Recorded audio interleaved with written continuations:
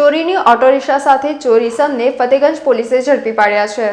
Fatehganj police સ્ટેશનના માણસો પેટ્રોલિંગમાં હતા તે દરમિયાન નિઝામપુરા અતિથિ ગૃહ પાસે એક ઇસમ શંકાસ્પદ બજાજ કંપનીની ગ્રીન કલરની ઓટો રિક્ષા લઈને જતો હોય, જેને રોકી ઓટો રિક્ષાની માલિકી બાબતે આધાર પુરાવા માંગતા પોતાની પાસે નહીં હોવાનું અને 10 દિવસ પહેલા એસપી ટાટા મોટર શોરૂમ પાસેથી ચોરી કરેલાની હકીકત જણાતો હોય, જે બાબતે ખાતરી તપાસ કરાતા ફતેગંજ પોલીસ સ્ટેશનમાં ગુનો દાખલ થયેલ હોય, જેથી સદર ઓટો રિક્ષા કબજે કરી આરોપી વિરુદ્ધ કાયદેસરની કાર્યવાહી ફતેગંજ પોલીસે કરી છે। પકડાયેલા આરોપીનું નામ અર્જુનભાઈ નટ રહે રિદ્ધિ સિદ્ધિ સોસાયટી ખોડિયારનગર સમાર રોડ વડોદરા મૂળ રહે રાજસ્થાન। પોલીસે 12,000ની કિંમતની રિક્ષાનો મુદ્દામાલ જપ્ત કર્યો હતો।